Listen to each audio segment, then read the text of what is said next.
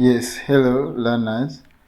Welcome back. Welcome to our online lessons. And in this episode of primary 5 social studies self-study lesson, we shall be looking at archaeology, which is simply the study of remains. It is the study of remains or early life. Archaeological work is done by digging the remains of early man, and early man remains are called fossils. Digging deep in the soil to find the remains of a man or early life is called excavation. Archaeology is simply the digging to understand the fossils, to determine how long these fossils have lived, and where and how did they come to that end. Archaeologists are the people who study the remains of early man, or they are the people that specialize in the study of archaeology. They are called archaeologists. Sources of history or sources of this study, all the things that help archaeologists gain this knowledge. We have oral traditions, legends, fairy tales, myths. We have written records. We have archaeology itself and linguistics. Let us look at a very important man in archaeology, who is Dr. L. Leakey, or Dr. Livingstone Leakey. He is the most famous, he is a very famous man in archaeology in East Africa, after discovering what is believed to be the oldest skull of early man in East Africa at a place called Old Vai George in Tanzania. What exactly do archaeologists study? They study remains of plant and animals. They study Stone Age tools.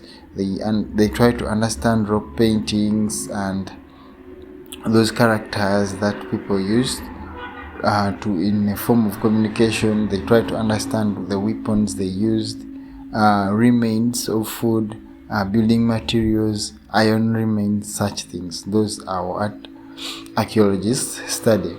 And in Uganda here, the Bachwezi introduced the idea of ironwork. Let us try to understand Stone Age sites. These are places where early man lived, or where early man is believed to have spent some of their time. Examples of Stone Age sites in Uganda include Luzira Stone Age site in Kampala. We have Nsongezi Stone Age site, which is the largest Stone Age site in Uganda. We have the Nyero Stone Age site in Kumi district, basically or commonly known for its rock paintings. We have Magos, also known for rock paints, in Karamoja region, and we also have the Para Stone Age site. This is a map showing some of the Stone Age sites in Uganda. You can pause the video and go through those things. So this is how rock paintings look like on the stones or on the rocks. Importances of Stone Age sites: they are used or they are a source of income, since they attract tourists. They are a source of foreign income. They help us to know or to learn about the early life of man, or the early man life. They help us to study things used by early people and to understand how we have evolved. We discover the origin of early man. Let us look at another important site, which is a museum, which is a building. It is simply a building where things of long ago are kept.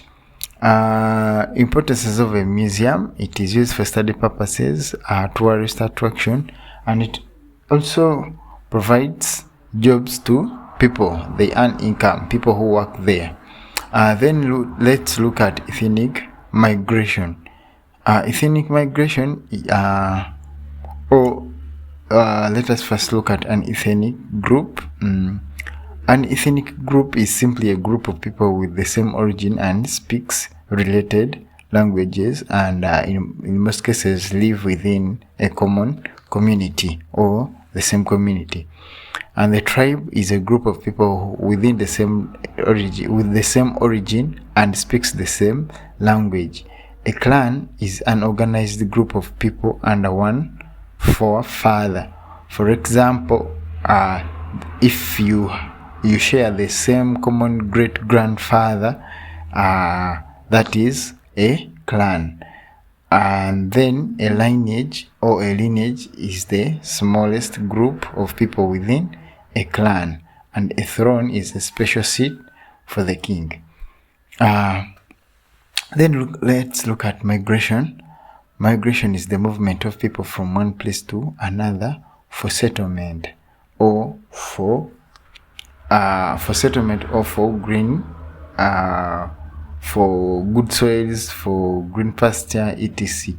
Examples of ethnic groups in Uganda: we have the Bantu ethnic group, we have the Nilotics, we have the Hamites, the Nile Hamites, and etc. This is a sketch map of Uganda showing ethnic migration into Uganda. You can see where the Bantu came from. They crossed from Nigeria to Cameroon, then through Congo to DRC, Democratic Republic of Congo. They first settled in Zambia, and then for some time they moved upwards until they started settling around these areas: Tanzania, Uganda, Kenya, and Rwanda. Then the Western and Eastern Nilotics, you can see most of them came from South Sudan, and others came from Ethiopia and settled in northern parts of Uganda and northeastern parts of Kenya. Then causes of ethnic migration. Some causes include famine in their homeland, outbreak of epidemic diseases. For example, if an outbreak occurred, for example, an outbreak of malaria, people who didn't want to die or people who feared death, they would leave these people who are sick and then move and settle in another area. Then drought in their land. If it took long to rain and then the soil was not giving the harvest they needed, they would also give up that land and move and settle into another land. Also search for fertile soils, most especially the Bantu. They really needed fertile soils because they were farmers. That's why you see most of them settled around lakes and water bodies and other water bodies. Then civil wars in their homelands. Some of them were forced to migrate because of civil wars from other tribes who wanted their land. They were forced to be driven away from that land to find another land to settle, since their land was taken by other tribes. Search for water and pasture for their animals. Since they were farmers and cattle keepers, they needed water and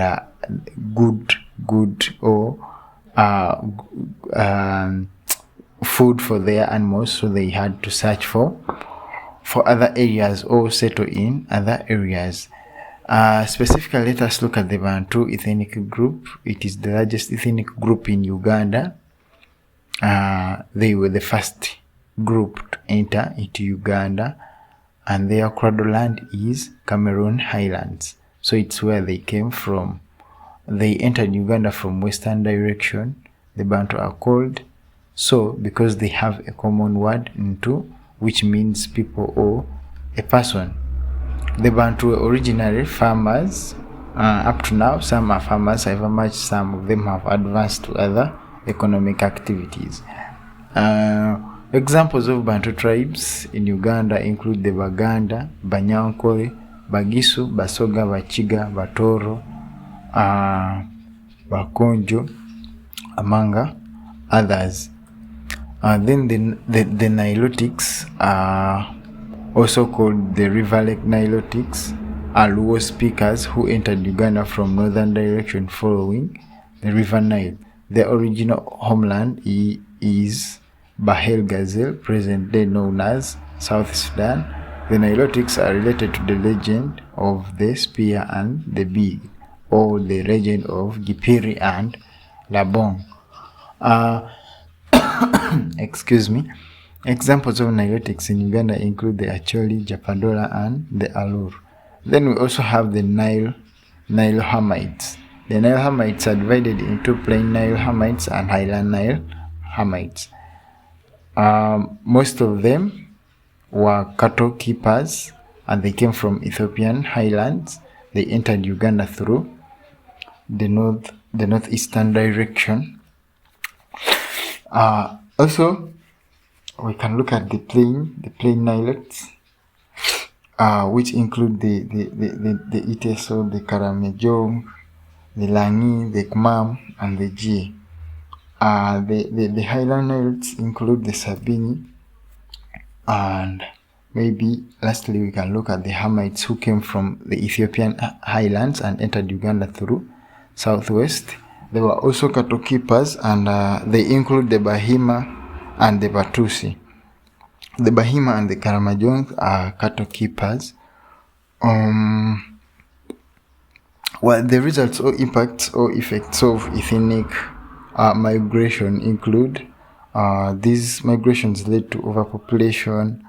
New crops were introduced since they moved with crops from their cradle lands into these new lands. So they introduced new crops, new languages were introduced, new kingdoms, and new cultures were basically introduced. Language spoken by different tribes in Uganda, as you can see. You can pause the video and try going through them. And then we have traditional leaders as relating to the culture or the tribe they lead. We have the Baganda, they have the Kabaka, and then the Basoga, and the Chavazinga, etc. A clan, as we said, is a group of people under one forefather. Symbols of a clan: they have a clan name. Normally they have that common name, like the for example, let's give the Katende. If the forefather was Katende, so they will all use that name, Katende this, to keep in memory of their forefather. They have a totem. A totem is like a saying, that common saying, and they also have a specific drumming. Thank you for watching this video until the end. Thank you for supporting Shareability Uganda in all the various ways possible.